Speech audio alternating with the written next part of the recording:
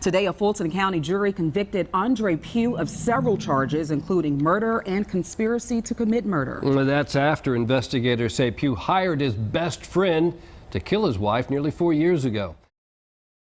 A problem many people faced during 2019 up until now is delays in justice due to C-19. Since it was declared a national emergency in March 2020, every state and Washington, D.C. canceled or scaled back criminal court proceedings to stem the spread of the virus. The system had a mountain of pending cases that, at the end of December 2021, reached over 1.5 million. It's been a while since the public been updated on the tragic loss of Tiffany Jackson-Pugh. She was murdered in 2014, but due to the severity of her case, it went through many delays. But after 8 long years, on October 21st, 2022, the man that took her life was finally sentenced in court.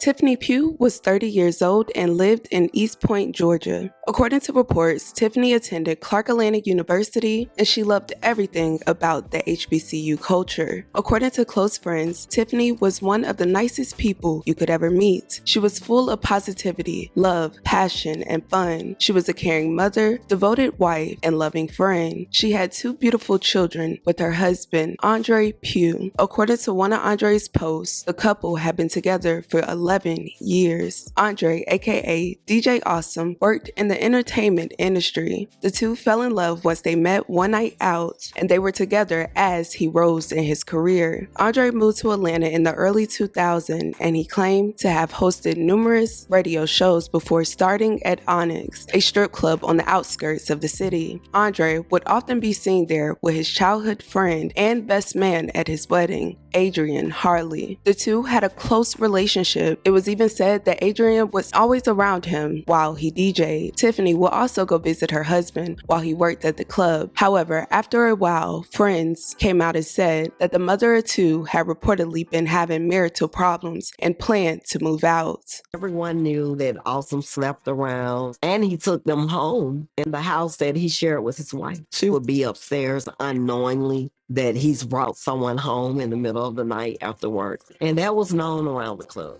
She told her friends, family, and Andre about her plans to officially divorce. About the 3rd week of September, Tiffany, on our family call, she said, I got to let you guys know that I've decided that I'm going to separate from Andre, and she was going to move out. She called me shortly after she told him, and she said she felt like she can breathe.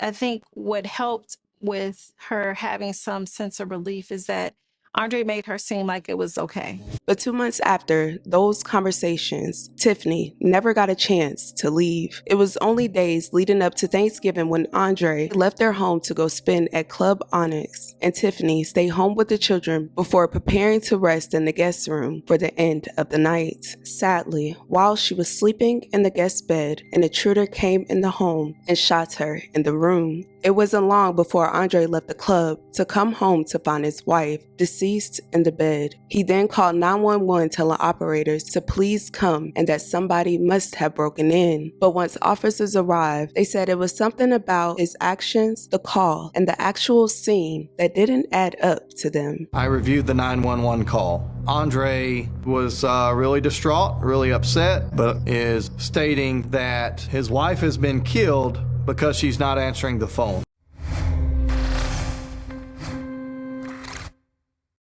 Once officers arrived at the scene on November 23, 2014, at first it looked like a robbery gone horribly wrong. Tiffany's husband, Andre, told police that someone had broken into their home and he found his wife laying down with their son straddling her, crying and begging to wake her up. However, once officers wrapped up at the scene, what they saw and what he told them didn't exactly add up, so they started to look a little deeper into his timeline. We interviewed Mr. Pugh.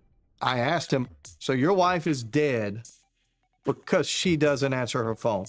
He said yes. On the 911 call, he said that he went into the basement and saw that the window was broken and then ran back out. The only problem with that is the window wasn't broken. Mr. Pugh started moving from an innocent husband that has just lost his wife more into the realm of a possible suspect. While they continued to investigate the case, Andre continued to go on as a grieving husband. He announced Tiffany passed in a very sad message and various mourning comments on his Facebook page. He had these same emotions at Tiffany's funeral, right alongside his best friend, Adrian, who also served as her pallbearer. While everyone was grieving for weeks, no one knew anything about the case, and it just seemed like an unsolved mystery until Andre and Adrian were both picked up by the East Point police on December 6, 2014 on charges for murder, conspiracy to commit murder, and burglary in the first degree. According to officers, they found evidence that suggested that this wasn't a break-in. Instead, Andre had hired his best friend to kill his wife, and they had a strong case supporting that evidence. However, when Andre was put in custody, he told police that they had everything wrong. Andre actually tried to flip it all on Adrian, saying he had nothing to do with it. And while he was in the club working, Adrian came up to him telling him what he did. But there was other evidence investigators had that proved that wasn't the case. In regards to the evidence against Adrian, police were able to find surveillance footage through neighbors at their home during the time and date of the crime. Although authorities had a great amount of evidence and arrested the two together, both of their trials were separated, causing an 8-year delay in justice.